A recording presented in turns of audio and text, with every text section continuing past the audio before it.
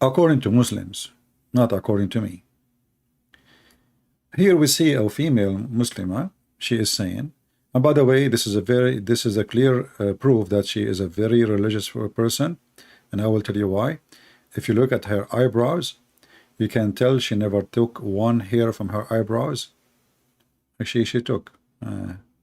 But I mean, they keep them white to make themselves look like still believers, because you know, if a Muslim woman, she takes some hair from her eyebrows, she go to hell. But she can shave her private part. Very weird religion. You can take hair from down, you cannot take hair from up. Anyway, so here she is saying hijab is our right. And I ask myself, I mean, it's a right if you ask for it, but you did not choose it, they force it on you. So what right you are talking about? What about beating you? You know, the Quran says, chapter 4, verse number 34, that if the woman, she is rebellion, or he feared to be rebellion, he can beat the hell of you. Now I know you will say he beat me lightly. First of all, it's a punishment, and lightly beating, that will be ticklish. So your lie doesn't make sense.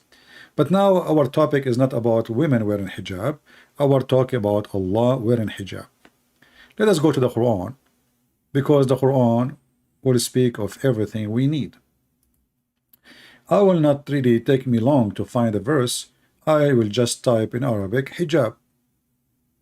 You know, like in Arabic, in case you do not know, you know, it's different from English, you know. So in English, like I'm typing in English now. Let's just switch. So like in English, when you type, you know, you start from the left of the page to the, you know, right. In Arabic is the opposite. And the same for when you open a book. You know, many people, they like, you know, they get confused, so they open the book from the end thinking it's the same as English, but in Arabic is different. So the left is the beginning of the book, and here, by the way, this is a problem, because remember, in Islam, left is evil. So why the Quran is opening from the left? The Quran is opening from the right, because supposedly Islam is not evil, or because the Arab, they are doing the language since before Islam. So here the Muslims, they try to always to make things up. Like I heard somebody saying, oh, the Quran opened from the right, and the Quran must be right because it's open from the right. But there's books, all of them, they open from the right, including the Christian Bible in Arabic. So, you know, it's a very funny statement. However, we go to hijab and we search for it. Hijab means veil. And then we will find that the word hijab is mentioned in the Quran many times. All right? I will not look for those, you know. All those words have hijab. I will go to the one about Allah. In chapter 42, verse number 51, it says, let us zoom here, it says, it's not for Allah to speak to anyone and, you know, except by inspiration or from behind a veil or hijab. Let us click at the verse and read it together. Again, this is a chapter 42, verse number 51. So it was not allowed for a human to speak that Allah will speak to him except by inspiration, or Allah he speak from behind the veil to him. I found a video of Zakir Naik, and Zakir Naik is answering a question which is exactly what we are talking about, why Allah don't show himself. Now Zuzu is the best to answer those questions, so if we go there, let us see. This is Mr. Zuzu Zakura. Brother asked the question that one of his non-Muslim friends, she asked him the question that why doesn't Allah, the God in Islam, show himself? Like in other religions, they can see God. Why don't you? Why can't we see the God of Allah in Islam?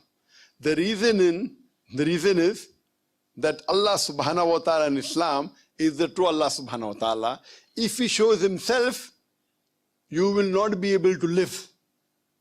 He's so powerful. And the example we have in the Quran in Surah Taha, then Musa alayhi salam says, "Oh Allah subhanahu wa ta'ala, I want to see you." So Allah says, "I will show my glimpse to the mountain. You look what happens to the mountain."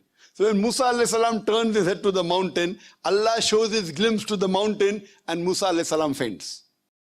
You know, here we see that Muhammad is copying verses from the Bible. If you go to Exodus chapter 33 and you read it from verse 17, 18, etc., you will find that this is exactly what Moses says to God. Muhammad taking the story, but there is no glimpse and mountains, etc. So God, he said to Moses, no one can see my face, not see me, my face, and live. It's not allowed. It's not allowed. Actually, let me go to the verse.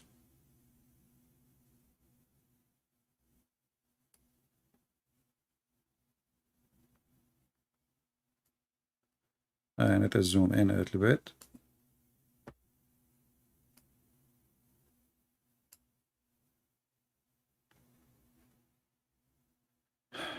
Here you will see when God he appeared to Moses and he spoke to him, Moses says to him, "Show me your glory, I pray." And he said, "I will make all my godness pass before you, and I will proclaim before you the name, the Lord, and I will be gracious to whom I will be gracious, and I will show mercy on whom I will show mercy." But he said, "You cannot see my face, for no one shall see my face, shall see me and live." So, you know, Moses is asking to see the face of God, and God says to him, "No one shall see me, for if you see my face, you cannot live." Now, we can say, like, you know, he's very glorious, etc. You know, you are nothing. You are like an insect. You will be demolished. You will be destroyed. But remember here, as long as we believe that God is almighty, then God still can show himself. How? You know, let us say you cannot, your nature as a human cannot handle more than a certain degree of fire or heat. If the heat increase more than certain degree, you would die, you know.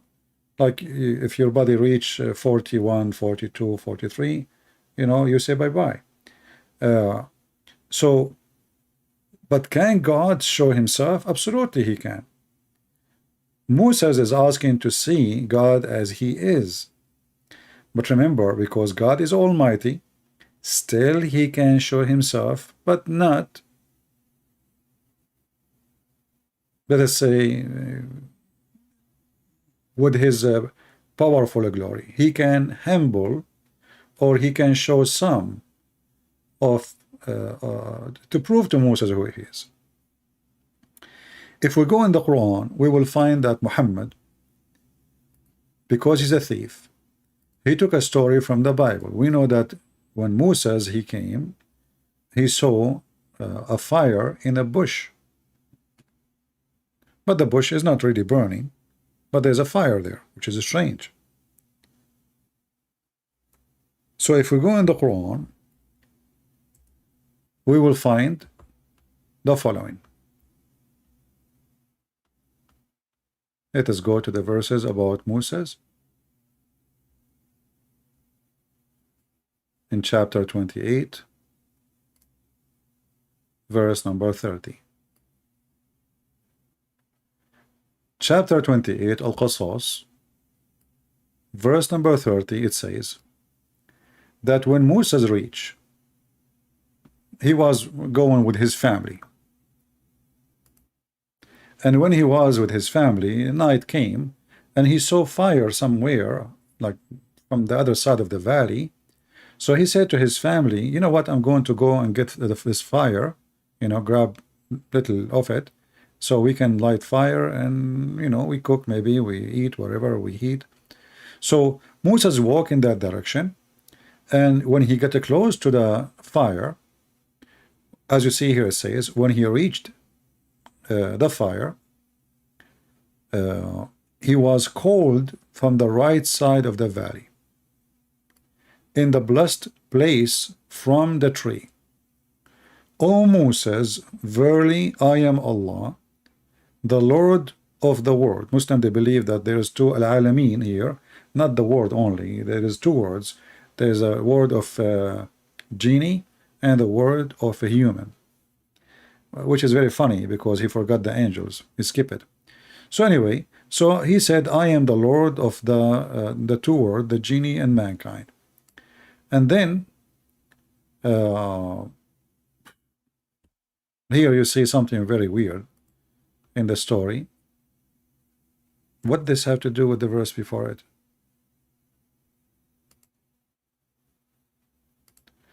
And throw your stick, but when he saw it moving, as if it were a snake, he turned in a flight and looked not back. And then Moses, he drew near, and he said to him, Moses, draw near and fear not. Verily you are of those who are secure. So here there's a trick. Allah showing him like some tricks, what he can do. And then, I mean, the verse is really is very weird. I mean, what does have to do with this verse? Going to the Pharaoh, what have to do with the fire in the bush? There's, I mean, they are not connected. But look what happened. If we go to different verse in the Quran, we will find the following.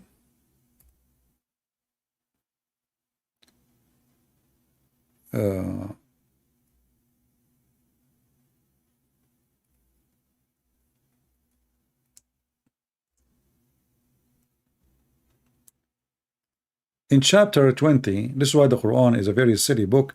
You cannot even find one story in one place. So when Moses, the same story repeated, but here there's no the mix of the Pharaoh and all the crazy stuff. So here it says, has the stories of Moses reached to you? And here you ask yourself, Allah speaking to who? If he's speaking to Muhammad, well, how Muhammad he knew the story of Moses? If the Quran says he do not know the book, he never have faith before. Was Muhammad a Jew? Secondly, the Muslims, they say, well, the Old Testament is corrupt and the New Testament. So how and where and from who Muhammad will learn the story of Moses? That means the book must be true, and the Jewish not teaching false regarding Moses. So when he saw the fire, he said to his family, hold on, I'm going to provide a fire. I will bring some, And then when he came to the fire, a voice called out, Moses, which means Moshe, verily I am your Lord. Take off your shoes. You are actually in holy ground, sacred valley. And here the Muslim, by the way, because they don't know what this word means, they say tawa. Now, if we try to find out what tawa mean, you will find the Muslims are getting dizzy as usual, and the end of the explanation is Allah knows best. Because Muhammad is a thief and he is stealing words from other languages, they do not know what it means. But what we need notice here, that Moses is not allowed not to walk in this area, and he have to take off his shoes because it's a holy ground. If we ask the Muslims, and I don't know if we have how many we have of them in the chat, why Moses have to take off his shoes? Was Allah there? The Muslims, they have no idea what to say, because how the ground become holy and why it's holy, they don't know. Then they continue, and then he says, I myself, and again this is the Muslim translation, choosing you therefore give ear to what I is revealed. Verily I am Allah. Okay. Now the story here, we will stop here. The story here we will stop. Until now, as you see, Moses came to the fire.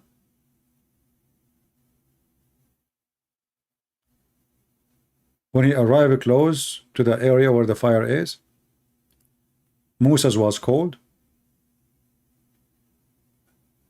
And the one is talking.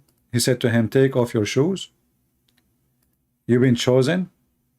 And then now he said to him, I am Allah. Let us go to different verse so we can see how the story, developed. Islam is made by an idiot.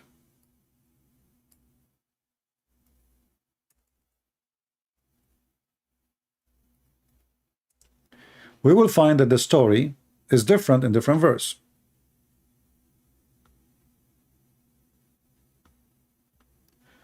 Let us go here. In chapter 28, we are going back to the previous chapter. In verse number 30, it says, so when he reached the fire, he was called from the right side of the valley, in the blessed place from the tree, where Allah is speaking. He is speaking from the tree.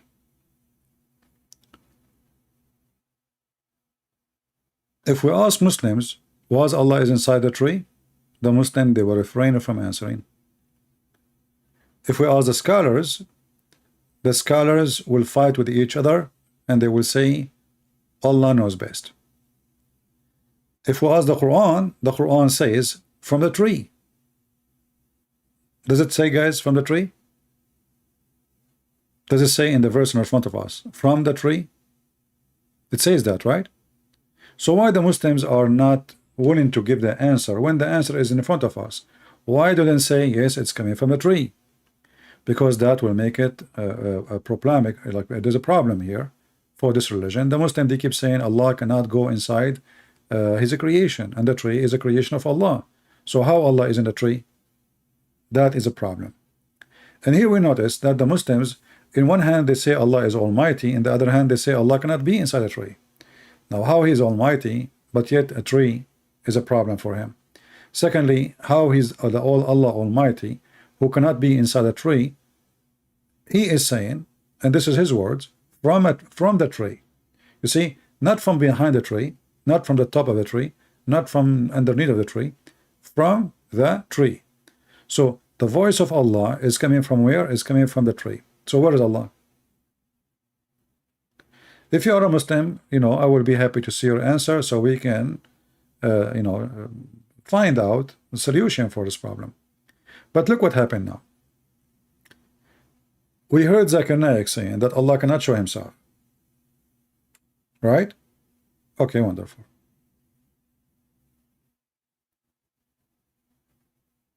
Allah speaking from the tree. No problem.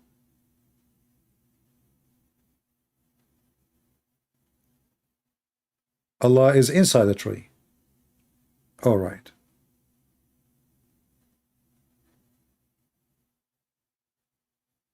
Who is the one inside the tree? The Muslim do not know. So is it a voice only coming from the tree? Or it is God of Islam inside the tree? Or it was an illusion? We will find the answer in different verse.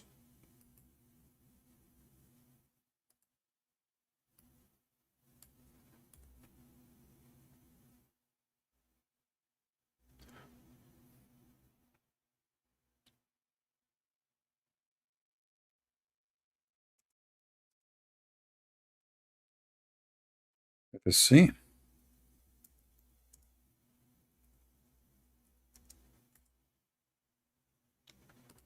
In chapter 27, you cannot find one story in one place. It's all over the place. It's like somebody, he had papers in the table, and somebody, he turned the fan on, and then all the papers, they went in the street, and then they tried to make a book, and they put the papers together. So page number 1 became page number 300. So when he reached, I mean, look at this. I mean, why the verses, or why the chapters, why, I mean, what this is. So look at this. So when he arrived to the tree, right? He saw the fire, no problem. And look what happened now. The story is different. So when he reached to it, he reached to what? To the fire. Here it does not mention the tree at all. It mentions a fire. But when he reached to it, he was called, saying, blessed is who is ever is in the fire, and who is ever is round about it. Okay, so now we confirm that there is somebody inside the fire.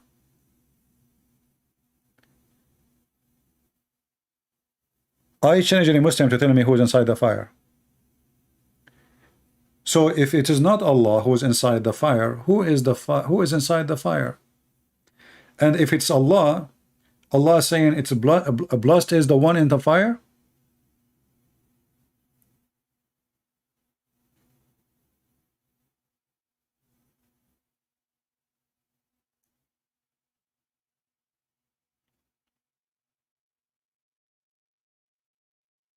Muhammad as a thief, he copies story from the Old Testament and he start adding spices to it.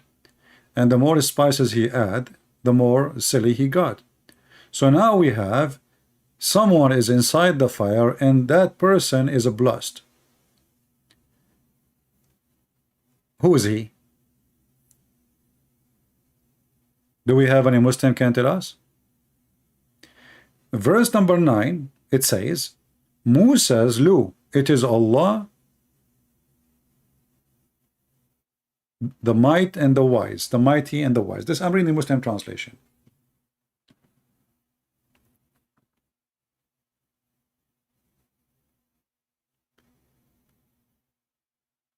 So putting all those verses together, a voice came from the tree, the voice saying, I am Allah. Is that correct? A voice came from where? From the tree. From the tree. Chapter 28, verse number 30. So the voice coming from the tree, and the voice saying, I am Allah. So where is Allah? In the tree. Then we go to chapter 27. It says, blessed who is in the fire. Okay, but where is the fire? The fire is in a tree. The fire is in the tree. Are we guys following? The fire is in the tree. The voice came from the fire. The voice come from the tree, and all the verses as we see confirm what we are saying.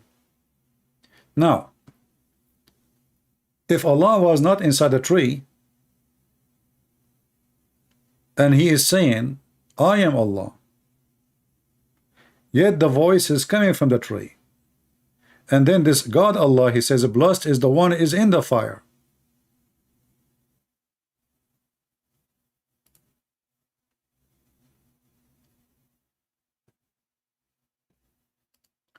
You will notice that chapter 28 verse number 30 says that this is a holy ground.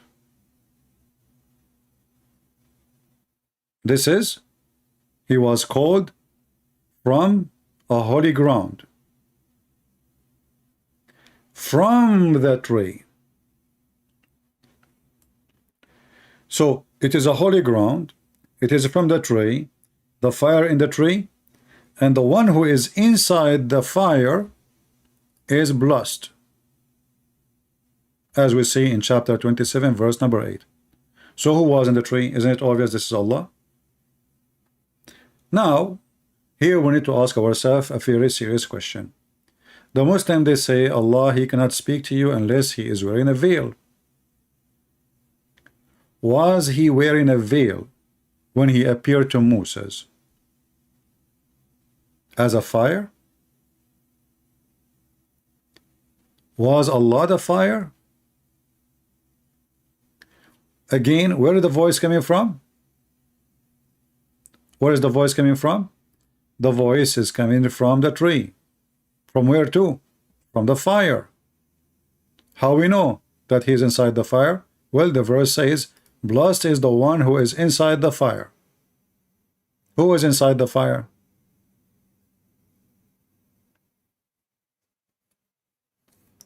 And here I find it strange that Allah, He says to Himself, blessed.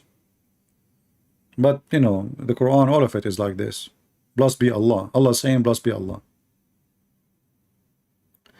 So now we notice that when the Muslims, they say that they are trying to copy a statement from Exodus chapter 33, that nobody can see me and live, that is not really a correct statement. You cannot see my face, God said to Moses in Exodus. For no one shall see me and live.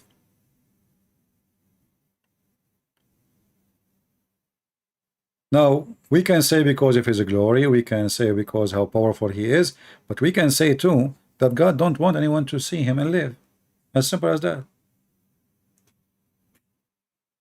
But we knew that Jesus said that He saw the Father. No one knows the Father except me. If God is almighty, and from the might of God, He can appear in any form He wants. And appearing in a form is a way to humble Himself so you as a creature can live. And the verse in the Quran proving that Muhammad is a fraud, for in one hand he claimed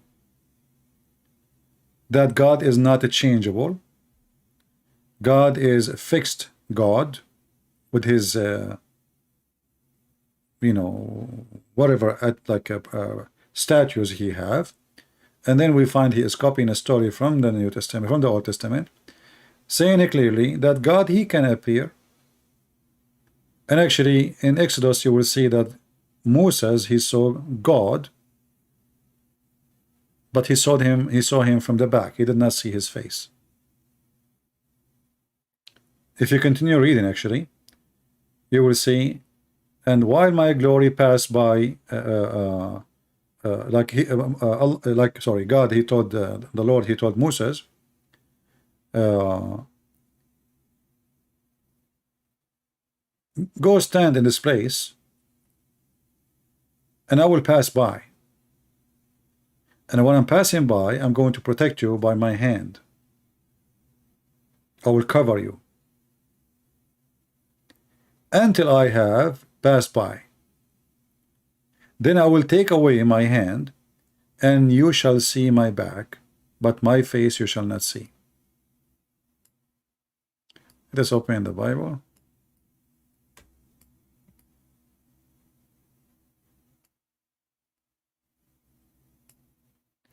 So it's very possible for God, you know, He's God, He's Almighty. Why we call Him Almighty? That He's able to protect you, and it's not Him veiling Himself. As you see here, He is protecting Moses. He is not covering Himself, He is covering Moses. If we go in the Quran, we will find that Allah, He will not show Himself because He cannot, and Allah, He will never speak to anyone except from behind a veil.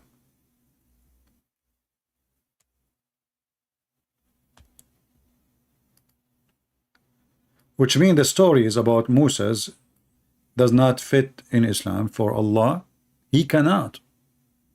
You see, He cannot.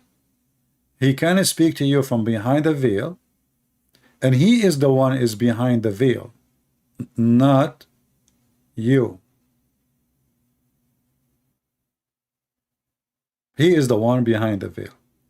And here we ask ourselves, you see, in the Bible it says that God, He put His hand. And it's very acceptable to know that the hand of God is God, you know, like He is giving protection. He protecting you by His power.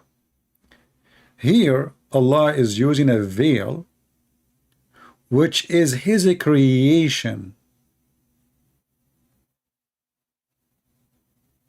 To make it simple for you, we just heard Zakir Naik saying that You cannot see God, and even when God, he saw little a glimpse of himself to the mountain, what happened? The mountain collapsed, destroyed. To the mountain, you look what happens to the mountain. So when Musa alayhi salam turns his head to the mountain, Allah shows his glimpse to the mountain, and Musa alayhi salam faints. Okay. Now, taking this into consideration, how we will fix this problem?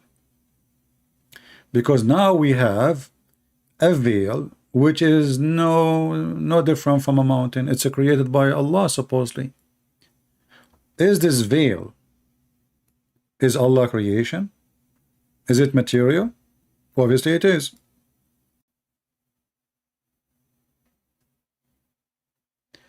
So how the veil can stop anything if a mountain can be destroyed?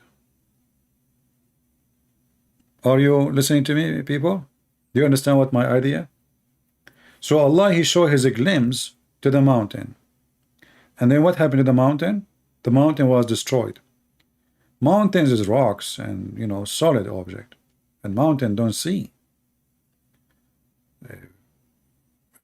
The mountain don't see. I mean, mountain is a mountain, right? Don't have eyes, don't have a spirit, don't have a soul. It's not a living creature. But we can say, well, because a mountain is a rocks anyway, and because the glory of this God is so powerful, supposedly, well, this mountain demolished, no problem. But now we have a veil which is enough to stop the glorious of Allah to go through.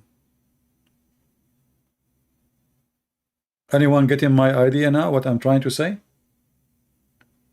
So who is more powerful, Allah or the veil?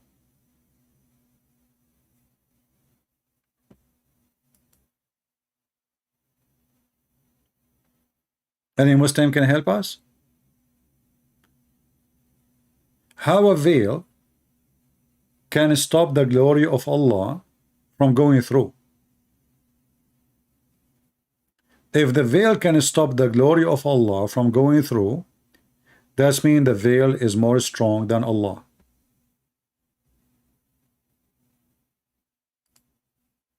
Any Muslim? You see, a Muslim woman, she wear a veil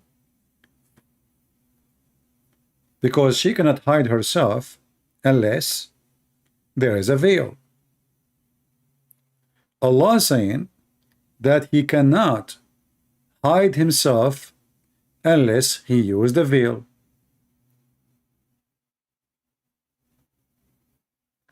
So Allah is not almighty, for he need a veil in order to hide.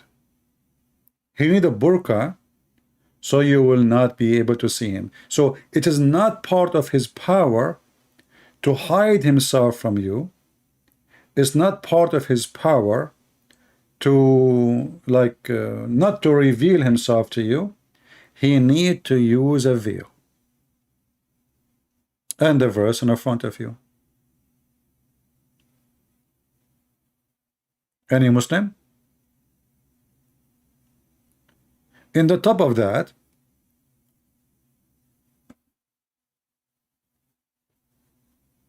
nobody can see Allah.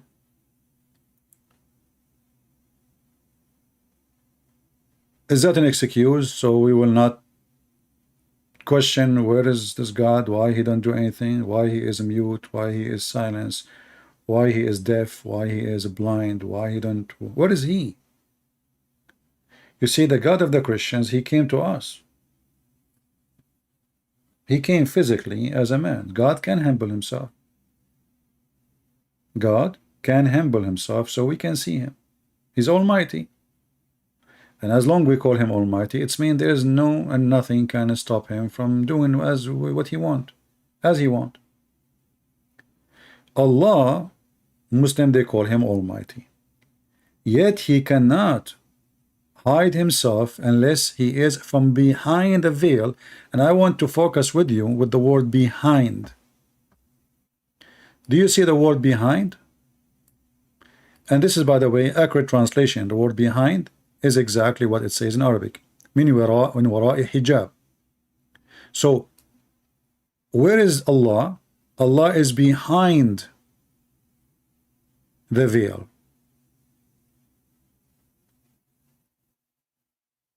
It's not the veil in front of Allah.